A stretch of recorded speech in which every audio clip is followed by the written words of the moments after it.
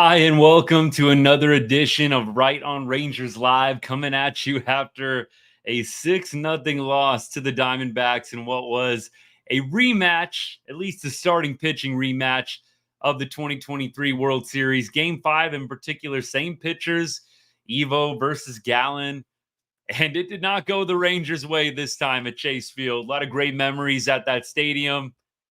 I'm sure a lot of Rangers loved reminiscing being back at that park, but tonight was not their night, needless to say. And we're going to get into it here in just a second. All the scoring, mostly for the Diamondbacks, all for the Diamondbacks, actually. The box score, some of the highlights, some of the talking points. We're going to look ahead to the rest of the week as well. This is a real short series with the Diamondbacks, 2-game set finishing up tomorrow. And we're excited about Jacob deGrom, Kumar Rocker, those debuts for sure. We're going to get into those topics and more. Take your questions, your comments. Appreciate y'all tuning in tonight. Of course, here at Right on Rangers, we cover everything sports, but we put a big emphasis on all the teams we love from the great state of Texas, including the Rangers and especially the Rangers during baseball season. This was not a pretty one. It's one of those ugly ones. But rain or shine, win or loss, we are here bringing you the best post-game analysis when it comes to the Texas Rangers. So let's buckle up and have some fun. First of all, Nate Eovaldi trying to get that innings threshold to activate that $20 million player option. Looks like he's probably going to get it. And the long ball was an issue for Evo tonight, and it has been at different times in the season. Really, beyond the long ball, it was a pretty well-pitched game for him. Walker took him deep, I believe, a couple of different times. I know Jock Peterson went back-to-back with Walker early on in the game. It definitely was not Evo's sharpest start. That being said, anytime your offense puts up 0 runs, it's hard to get on the pitcher. But when you give up the runs early, anytime the Rangers sacrifice the lead early on in the game, it does feel tough for them to dig out of a hole. They have played the comeback kid role a little bit more of late, but I will say it feels like the recipe this year has always been Rangers score early, dominant starting pitching performance, and then you go from there to Robertson and to Yates, and you close out the game. That formula has changed a little bit here in September and maybe even in late August. But when the Dbacks jump out to a 4-0 lead in the third inning, it's not feeling super likely that a comeback is on the horizon. The Rangers have definitely surprised us in a few different games over the last couple of weeks when they've been down. But Zac Gallen really has dominated the Rangers the past couple of times that he's faced us. World Series Game 5, I mean, that was a dominant performance from Gallen until the little Corey Seager cue ball shot. Maybe cue ball is a little bit unfair to Corey. I mean, look, he got it where he needed to. He put it where they weren't. And from there, the floodgates kind of opened in that Game 5. Of course, ending with the Rangers hosting the World Series championship trophy. But Zac Gallen, I feel, has definitely been a guy that shut down the Rangers more often than not. He is a very, very good pitcher. There's not a lot of shame in losing to a guy like Gallen. The ERA, a little bit up for his standards, 3.55. I mean, look, it's a very good ERA. Don't get me wrong. But you'd expect Gallen to be a little bit more, I think, in the low threes, maybe even potentially crossing into that sub-3 threshold. But look, nevertheless, a great pitcher, a guy that can go out and put up this kind of performance when needed. He has not given up a run in his past 11 innings. He pitched 6 shutout innings against San Francisco in the Bay Area on the 4th. And then today goes 5 innings, no earned runs, 7 Ks, 15 Ks over his last 11 innings. Zac Gallen is definitely on one of those heaters. And I think the Rangers just ran into the wrong guy tonight. There were a couple of bright spots. We're definitely going to try and highlight those for you. But tonight, the Rangers bats ultimately go quiet in a 6-0 loss. I do want to get to some comments here. I'm seeing a few coming in from both TikTok and then also on YouTube. What's up to everybody, by the way? Late night, Right on Rangers. We've got, let's see, 11:56 Texas time here. It's still early out here on the West Coast. Of course, the Rangers playing in Arizona, a 6:40 p.m. start time for me here in Vegas. So that is kind of nice for me, but it's late out in Texas. So we'll try and keep this to the point tonight and not go on too long. But thank you again to everybody tuning in. I appreciate y'all very much. Again, I'll try and keep track of comments and questions as we go along. Natalie, what's up? Thanks for tuning in. Langford was good tonight on the bright spot on offense. Got a little worried he got hurt. Yeah, I would say Langford tonight, maybe it was Zac Gallen and just the unfamiliarity with Langford. Langford, not a guy that Gallen had faced in the World Series or last season, of course, with Wyatt being a rookie this year. So maybe that newness factor was there. Josh Smith, actually the only other Ranger to get a hit tonight. 3 lowly hits for the Texas Rangers, and Wyatt Langford had 2 of them from the 3 spot tonight. Everyone else 0 for. Rangers struck out 13 times tonight. Almost half of the outs in this game by the Rangers were strikeouts. You're just not going to get a lot accomplished doing that. The Rangers were 0 for 2 with runners in scoring position. So they did get close a couple of times. And look, who knows what happens when you get that first run. Sometimes that is all you need. But the Rangers leave 6 on base tonight. Diamondbacks left 7 on base and were 1 for 9 with runners in scoring position. So this one could have been a lot uglier. The Rangers did do a decent job limiting the damage when runners did get on base. Obviously, in the bottom of the 8th inning, gets a little bit out of control there. Festa comes in, gives up a couple of runs. Garabito gets one out to kind of stop the bleeding once and for all. Pennington came in, I thought, and had a nice performance, an inning and a third, 1 walk. You'll take that from him every time. I mean, quietly, Walter Pennington ERA is only 2.03. Not bad. I mean, for Pennington, a guy who really is just getting his first taste of major league action this year, I can't be mad at it. It feels like he should have a worse ERA at this point. I mean, just being honest, it feels like the ERA should be worse for Pennington, but dude's hanging strong right now. So those are probably the 2 bright spots out of the pen for me. Pennington, Garabito, even though Garabito only goes a third of an inning in this one. Look, not necessarily an easy spot coming in a game where it's out of hand already. It's unlikely that you're going to get a win. But Garabito in that situation, bottom of the 8th inning, you had a runner on, runner on second, I believe there was at that time. Possibly one other runner on. Sorry, it's late. My mind's leaving me a little bit, but gets Corbin Carroll to strike out swinging. Carroll has had a little bit of a down year. Not quite the guy that he was last year, but still impressive for Garabito. Not a guy that's known for a ton of swing and miss. To be able to get a strikeout in that spot, absolutely huge. I would love to see Garabito more. I know there's only a couple weeks left, and the Rangers really aren't playing competitive baseball in the sense of playing for October, playing for playoffs, that kind of thing. But I definitely would like to see Garabito get more opportunities so the Rangers can really make a determination whether or not he's going to be a guy that they can keep in the long-term plans.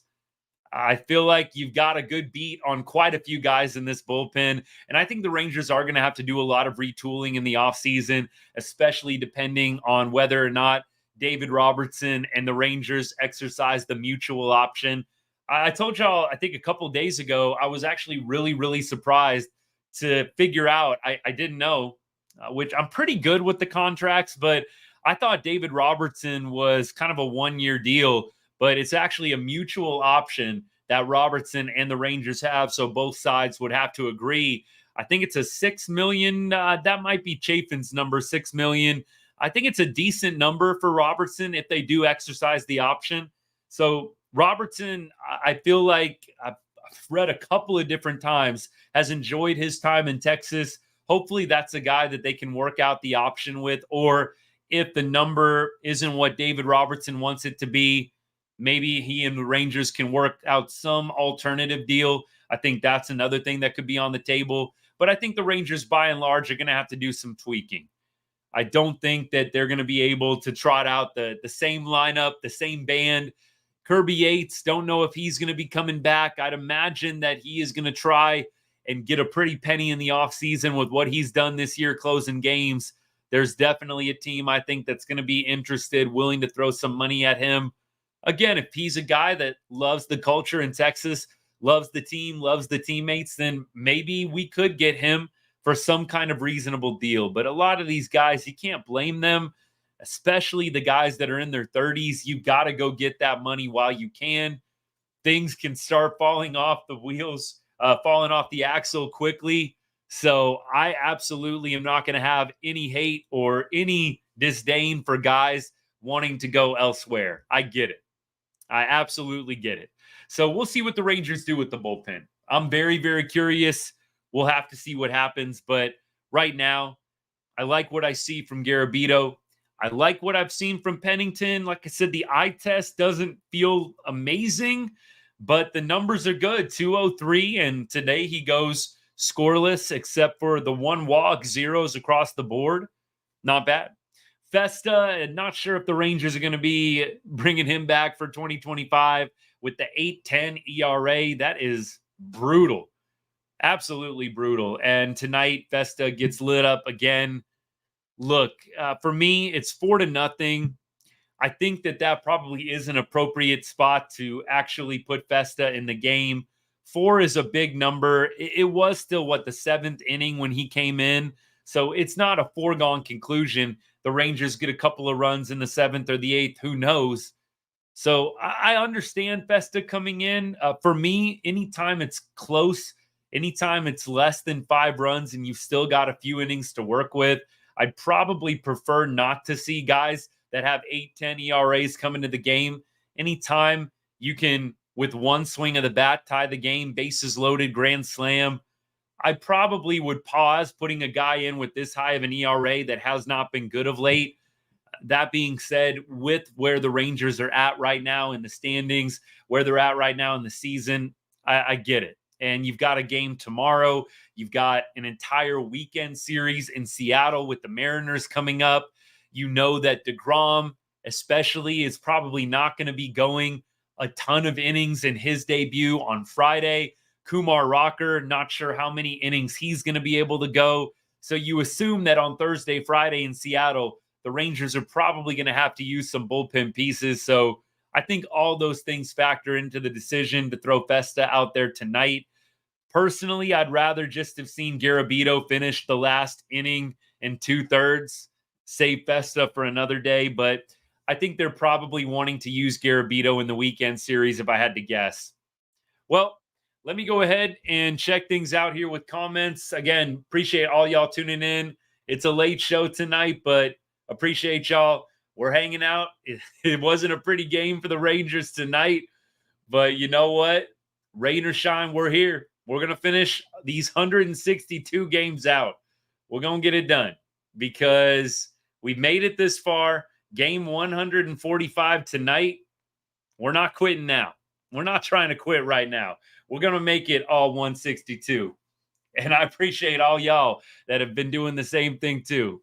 Hanging. Some of y'all have probably done 100 plus of these with me, and I can't thank you enough. So let's talk about a few other things here, and then we're going to put a bow on this game and move on to tomorrow. So in the box score, a couple other notables. We did have Josh Young and Nate Lowe, both runners left in scoring position with 2 outs. Guys just not coming through in the clutch tonight, unfortunately. We had probably Wyatt Langford as the sole bright spot offensively, also added 2 stolen bases. Beyond that, like I said, not a pretty night in the box score. The only Ranger that did not strike out tonight was Leody Taveras, who did go 0 for 3, but the only Ranger that did not strike out. And look, this lineup is just going to be a step down without Corey Seager in it. I have not gotten an update on Corey Seager, by the way. I think that the team was kind of hanging on to see if maybe some kind of run could happen late and maybe Seager could come back and make a difference in the last couple of weeks. I kind of feel like at this point, unless the Rangers can continue to win at this 2 out of 3 clip, and then just fortunate things happen with the teams above them in the standings, I really feel like Seager is probably going to be done for the year. I think they're really just trying to see if there's any little shred of magic left in this Rangers team in 2024. And maybe if the Rangers, the lead dwindled down to 3 or 4 games back, maybe they think about pushing Corey back into the starting lineup. But I can't see it happening if they keep hanging around this 5-6 spot. So no update to answer this question. No update on Seager. I'm looking at news stories right now, and it doesn't really look like there's been any information provided about him that's notable. The last thing that's really been said is he has a hip issue. It might end his season. I think the Rangers are just biding their time. Again, trying to see if maybe the Rangers get back within 3 or 4 games of the wild card or the division. It's not super likely with 17 games left, but at the same time, crazier things have happened. I'm not holding my breath. I've been very clear about that from the beginning of, I would say, August. I feel like I've been pretty much saying it's not likely, but you never know. You just never know. Rangers right now, today, 7 games out, 7.5 games out of the West, 7 games out of the wild card. And really, I mean, there's been a lot of fortuitous things going on with the wild card race. The Rangers were 6 games out of the wild card going into play today. The Twins had lost 3 or 4 in a row. The Twins are clinging on to that last wild card spot in the American League.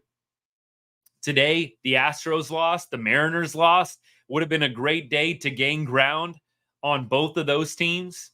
So, Rangers not able to get it done today, but I will say this, you win tomorrow, and today it is what it is. In a 2-game series, yeah, a 2-game sweep would be awesome. The Rangers got that done earlier in the year when they played the Diamondbacks in Arlington. They got the 2-game sweep. That was when the Diamondbacks were scuffling a little bit more. But right now, the Diamondbacks are playing really good baseball. I do think getting a win tomorrow, I think you call that a day. Like, meaning, I think you'll take the win there. You'll take 1 out of 2 in Arizona before you go to a 4-game set in Seattle with the Mariners. I think that's kind of the big boy. That's kind of the big series of the week. I'm not saying the Rangers are doing any overlooking of this Diamondback series. You got to win games at this point if you want any chance to make it fun down the stretch. But I do think that if you just can win tomorrow, goes a long way. And then as you look at the week as a whole, you don't have as much pressure in the Mariners series. You win 1. If you were to split the Mariners series, you still had a positive week as a whole. I think you'll take that. If you were to split and in the Mariners series and split Diamondbacks, it'd be a 3-2 week. Look, that's a positive for the Rangers. With how poorly they played down the stretch in August, right now, you'll just take them not losing series. So they've won 4 series in a row. Could be coming to obviously a halt this week. I mean, I don't know. Look, if you count the split as not winning a series, like the streak's over, I guess, kind of a harsh way for it to end, if you ask me. But look, I mean, not losing series at this point, I think, is huge. Positives to build off of for 2025. So that's my mindset, at least going into these final 17 games or so. Now, for tomorrow, I think it's probably best for us to move on. If you want to talk anything else tonight's game, feel free to put it in the comments or the chat. I would be happy to get into it. Notables on the other side. Again, we talked about Christian Walker, 2 bombs tonight. We talked about Jock Peterson going yard. In the bottom of the 8th inning, you had Herrera with the ground rule double driving in a run. You had Pavin Smith doubling to Doley out there in right field to score a run. So look, definitely Diamondbacks guys continuing to hit the ball well. They lit up Justin Verlander on Sunday night in Sunday Night Baseball. I love seeing that, by the way. I love seeing Verlander get lit up by the D-backs in Houston a couple of nights ago in the Sunday night game. And look, I've said it a number of times not to get off on the Astros, but I do think the Astros are probably going to be facing this issue when they get into the postseason. I can only imagine they're going to be there. Just don't know if they have the pitching to make it happen. I know there's been some Astros hype, and I just read an article about how a lot of people are pumping up the Astros, betting them to win it all. I am a little bit skeptical, and I'm definitely a lot biased, by the way, clearly. But I just don't think the Astros have what it takes pitching wise. JV could turn it on and flip a switch and be incredible in the postseason, but he is absolutely not looking like himself right now. ERA over 5. Valdez, very, very good. They've got him. They've got a couple other guys that have been pitching pretty well. Beyond Valdez, not sure they have that ace, though, that 1-2 punch that you really need in a postseason to make a legitimate run. We'll see what happens in the playoffs. It's a completely different animal. Look at what the Rangers did last year. So we'll see. But enough about the Astros. It was just nice watching the Diamondbacks beat up on them. Makes losing to the Diamondbacks tonight a little bit easier. I don't know about you. But tomorrow, look, I believe day game tomorrow. And we shall see if the Rangers can get out of town with the win. Tomorrow's game, we're going to bring you the pitching preview here in a sec.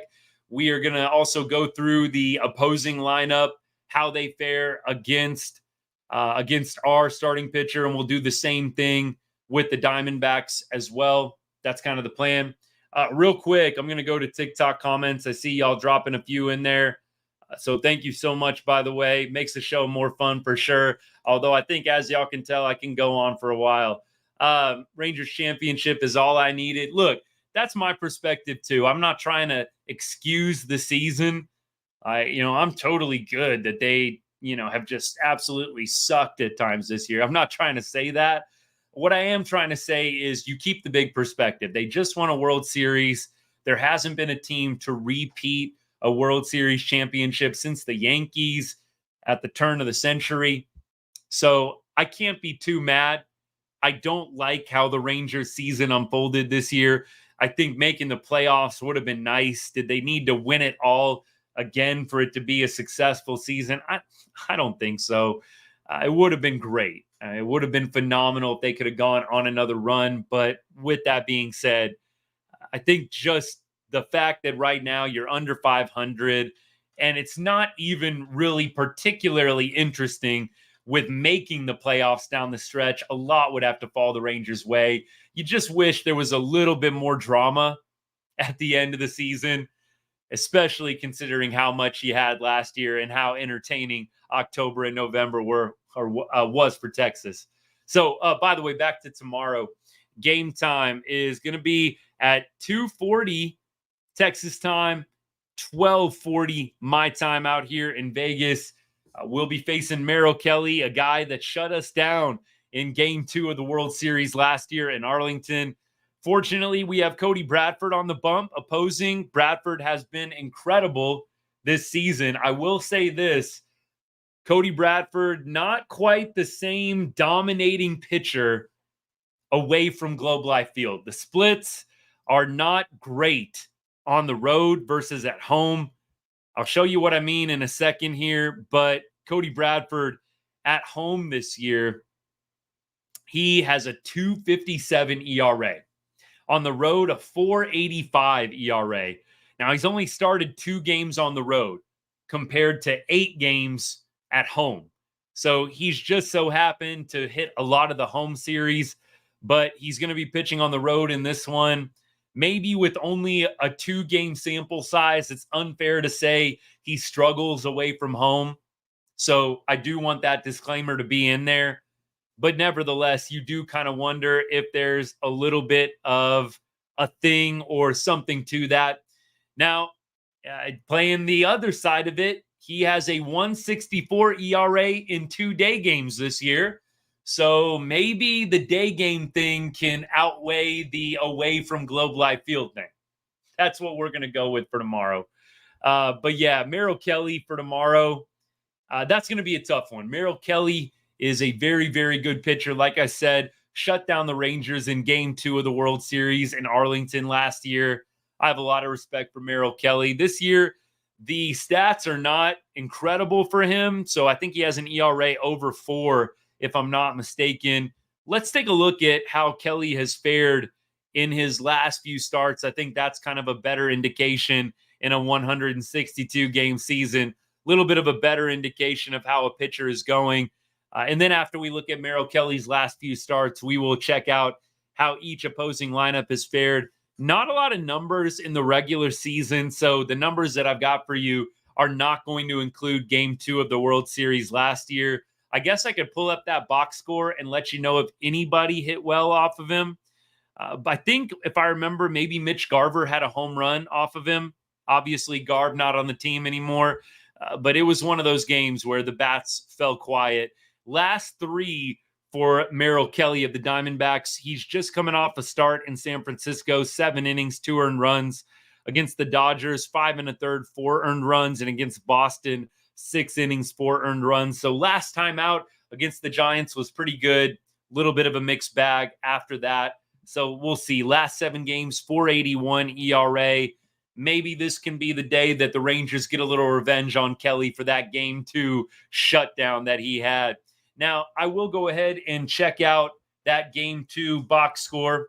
Game 2 World Series 2023. That ought to do it. Only 3 games behind Seattle. Victor, what's up, man? By the way, if you're still tuned in. Yeah, I definitely think the Seattle series is going to determine whether or not the Rangers even have a shot. If the Rangers can win 3 out of 4 up in Seattle, it's going to be pretty interesting.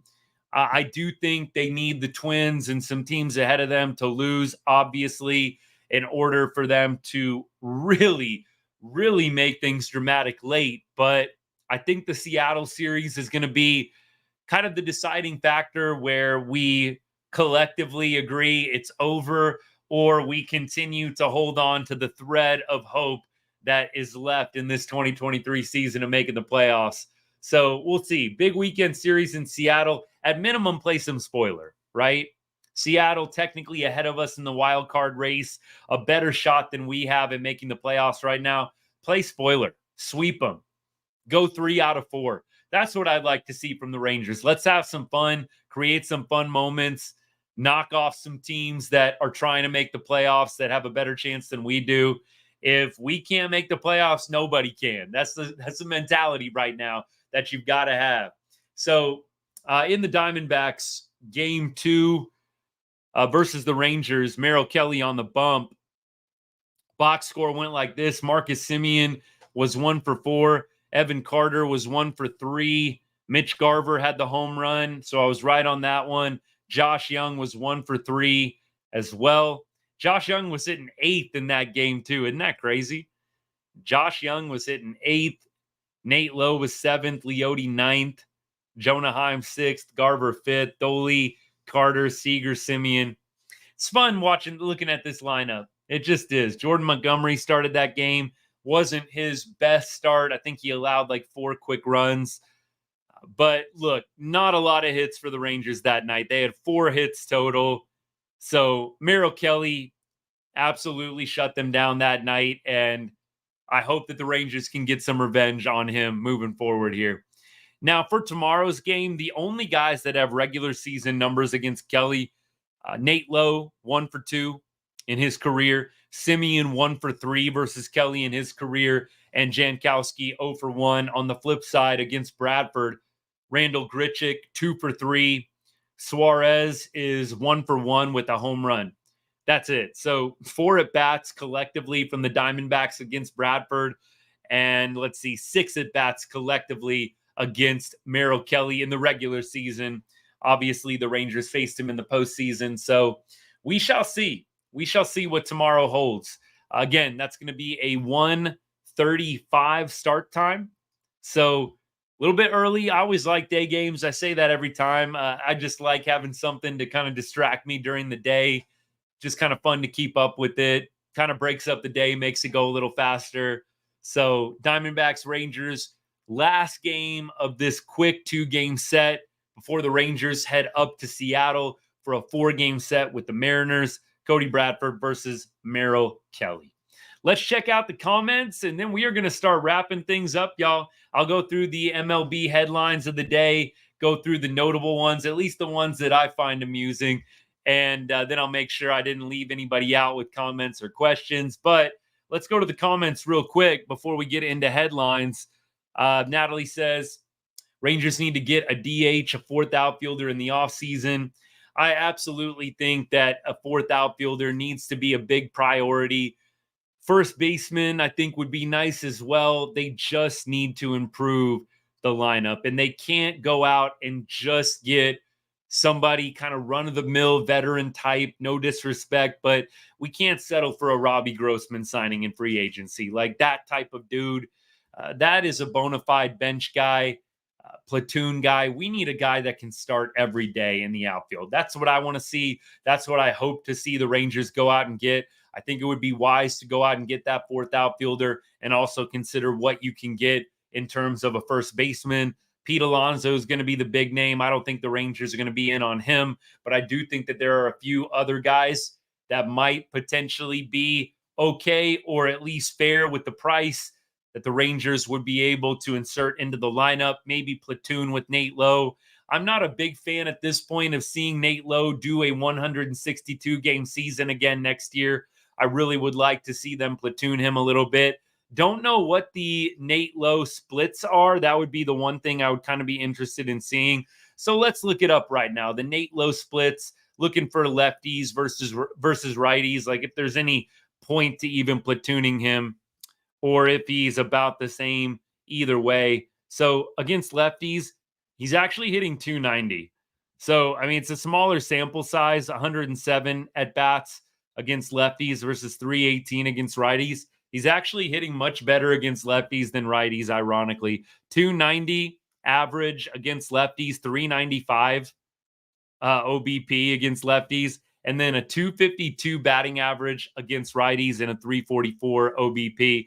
Look, again, more at bats against righties, so you kind of get it, but definitely ironic that he's got a better batting average and OBP. On OBP of almost 400 against lefties. Look, nevertheless, personally, I still want to see somebody challenge Nate Lowe rather than trotting him out there for 162 games. I just think you could be getting a lot more pop power out of that first base position. Just my opinion. I'm seeing some comments on TikTok here. Let me get to them. Mitch Garver has been clutch in Seattle. What? I don't know about that. Victor, I don't know about that. Mitch Garver, I think, has had a pretty bad season in Seattle. Last time I checked, he was hitting under 200. Maybe he got over the Mendoza line, but Mitch Garver is 168. Maybe that was sarcasm. It's hard to tell sometimes running through these comments quick. I hope that was sarcasm. Dude's hitting 168. He does have 12 homers, 46 RBI, but hitting 168 is Garv sauce. I would not call that clutch. I'm actually kind of glad the Rangers did not bite on that. I think the Rangers maybe could have brought him back as a DH type, but I think that they did well. They accepted that they got a career year out of Garver last year. Did not think that he'd be willing or able, I should say, to repeat it. And the Rangers were right on that gamble. They weren't right on a couple others this season that we've talked about, but not re-signing Garver, that was a good move.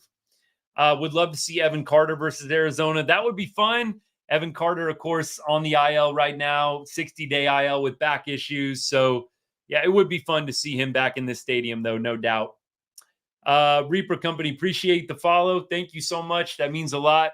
And if any of y'all are watching, not followed or subscribed yet to the channel, would greatly appreciate you hitting that follow or subscribe button. We pretty much put out content of some kind out there every day. We do a lot of Rangers baseball and a lot of MLB during baseball season, but we do football, college football. We do NFL. Obviously, we put a big emphasis on all the teams we love from Texas. I'm from the DFW area originally, grew up in Arlington. So Rangers, Cowboys, Mavericks, Longhorns. Those are the core four that I cover here on the channel. But I love talking sports in general. We talk a lot of SEC football. We talk a lot of NFL topics from all around the league, really. We do the same thing on Right on Rangers Live, Rangers style at the end of every show. So we're going to do that right now, actually. We're going to check out some highlights, some different news from around the league real quick, see if there's anything notable. Let's see. Bench is clear in Philly's win over the Rays. Machado breaks Padres home run record that lasted half a century. I'm going to see what that's all about here in a second. Manny Machado, let's see here. Moving in past slugger Nate Colbert into the top spot. So is that total home runs in Padres history? Yep, sure is. So Manny Machado is now the career leader for the Padres in home runs. That's a pretty big deal. You lead a team in home runs. I mean, all time in the franchise, that is a huge, huge deal. You wonder if maybe Tatis will rival him a little bit at some point, but good for Manny. Yamamoto dazzles with 8 Ks in 4-inning return. Man alive. That Dodgers team, look, the pitching is a little bit suspect, but I feel like that Dodgers team is going to make a run. Ohtani in the playoffs. Look, I'm a little bit Ohtani fatigued, if you're with me on that one. But I got to say, I love watching the guy play, and I think it's going to be really fun seeing him in October for once. So now that he's not with the Angels out of the AL West, I feel like I can root for him a little bit more. So I'm excited to see Ohtani playoffs. I can't say like I'm going to love the Dodgers winning it all, but I do think the Dodgers are going to have a really good shot at it. I think Phillies, Diamondbacks, some of those teams are going to give them some good competition, give them a run for their money. But I've said all along, I like the Dodgers and I like the Orioles to make it to the World Series. Haven't picked a winner between those two yet, but that's my pick, at least right now. So let's keep going here. Judge Lindor accomplish rare feat. Let's see what this is all about. It only happened a dozen times, but it could happen this year. The MVP for both the American and National Leagues coming from the same metropolitan area. So both MVPs from New York. That's the big thing that's never happened. All right. Let me see here. Mullins provides momentum swing. This is an Orioles headline. This 2-homer game Titans AL East race. What's the AL East doing right now? The Yankees are up by a half game right now in the AL East. All right, then. That is going to be a tight finish for the American League East crown. Look, I don't know. I'm kind of torn on whether or not first place in a division really matters after what the Rangers did. You know what I mean? Like the Rangers, they barely snuck into the playoffs in a wild card spot, just ran the table. They didn't get that 5-6 day off. And remember, there was a lot of noise in the postseason last year. Kind of some whining, complaining, excuse making. Oh, the teams with the bye, they had too much time off and they were cold. It was just ridiculous to me. I thought it was the sorriest excuse I've ever heard because leading up to the postseason, everybody was trying to get the bye. Everybody was trying to get it. Nobody was like, no, let's not get the bye. Let's keep playing. Let's keep playing more games. Forget the bye. Let's try to get the wild card. Nobody was saying to do that at the end of last season. Everybody was trying to get the bye. And so I think at this point, I don't really know if it matters to get that division title. I mean, it's an accomplishment, but you might be better off at this point. In my opinion, you might be better off just going ahead and being okay with wild card, getting to play all the way through. I know you got to use more of your pitchers, but I think it worked actually really, really well for the Rangers. Victor, appreciate all the gifts, by the way, my friend. Thank you so much. Means a lot. Appreciate you. Thank you for watching the show. All the comments, the likes. Appreciate it, man. Very grateful. Thanks again. So let's keep going here. A few more headlines to go through, and then we're going to call it a night. Harris, a guy the Rangers could have drafted but passed on. We were going through that the other night. Michael Harris, he fuels Braves' big night with 2 home run game. And then we have, let's see, the Twins scoring 10 runs tonight. The headline says, return of the rally sausage cures Twins bats in 10-run outburst. Oh my gosh, what is this all about? I don't want to watch the video. What is this all about? The rally sausage. Come on now. This can't be a real thing. You got to have to check this out, y'all. The rally sausage. My goodness. Hey, whatever gets you a win, right? Am I right? I mean, look, whatever works, I guess. That is pretty freaking hilarious. The rally sausage. Hey, the Twins get the dub. Bring it back out tomorrow night, right? I mean, seriously. Well, all right, y'all. We'll be back tomorrow. Let's see if it's a 12:40 start for me out in Vegas. Probably not going to be able to go live right after the game. I'm thinking maybe middle of the evening Texas time. So I got a lot of viewers that are from Texas, live in Texas, obviously. It being a Rangers show. So probably like 6, 7 p.m. Texas time. If I had to guess, don't want to go this late again. Try not to, but it happens when you start on the West Coast out here super late. But I'll try and go maybe an hour and a half, 2 hours after the game goes final. So it's not going to be right after, but we'll see what I can do. Hope you'll come back tomorrow. Let me check comments one last time. I know this has been a while, Natalie, so thanks for your patience on this one. Not sure when Leiter is going to start again. I don't really know if they have announced any type of schedule for him. I'll just see if I can get the pitching matchups. We know what Thursday, Friday is going to be. Rocker and deGrom Thursday night and Friday night back to back. And it does not look like the Rangers have announced the starter for Saturday yet or for Sunday. So that makes sense. I mean, it's pretty rare that teams will go that far out. So all we know right now, Bradford tomorrow, Kumar Rocker on Thursday, Jacob deGrom on Friday. I'm excited. It's going to be a fun 3 nights of pitching. Bradford and how good he's been, Rocker and how amazing he's been in the minor leagues. And then, of course, Jacob deGrom, the Rangers ace, the big signing from a couple years ago. I think Jacob deGrom is going to be all right. I really do. I think a lot of people just kind of trolling, hating, have been throwing a lot of stones at deGrom and the injury stuff. I do think second Tommy John surgery, I think he's going to be right this time around. And I wouldn't be surprised if he had a nice, healthy run. I'm putting the positive vibes out there right now. I'm speaking this into existence, y'all. We're going to make this happen. A full season of Jacob deGrom next year. Man, that would be incredible. I'm putting it out there. I really hope it happens. I believe it will. And I think Jacob deGrom is going to have a strong finish to 2024 as well. This is still one of the best pitchers in the game when healthy. I think some people have forgotten. Although I'm going to have to look up who it was.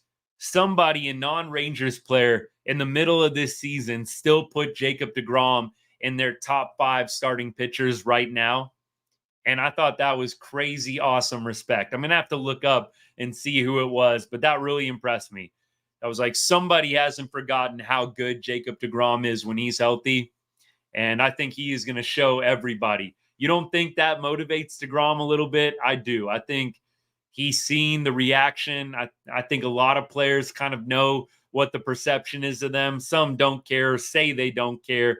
But I think a lot of the players are motivated by what they hear fly around from fans and media. Personally, I think deGrom is going to come out on a mission, ready to prove people wrong and show everybody why he's won multiple Cy Youngs and why he's one of and still one of the best pitchers in the game. All right, y'all. Appreciate you guys. Thank you for tuning in tonight. Again, if you're not following, not subscribed to the channel, hit that follow or subscribe button and tell a friend about Right On Rangers. If you know somebody that loves the Rangers, loves baseball, loves Dallas-Fort Worth sports, Rangers, Mavericks, Cowboys, Longhorns, send them my way. We talk football, NFL, college football, NBA. We talk a little college hoops as well. Not quite as much, but little college hoops in there too. This is a really great time of the year. We're really, really appreciative for the support. And hey, while you're at it, hit that notification button. Get notified every time we go live or put out any of our latest and greatest content. Hope you guys have a great rest of your Tuesday night and a great week ahead. Hope to see you tomorrow, if not on the replay. And as I always say to end every show, God bless.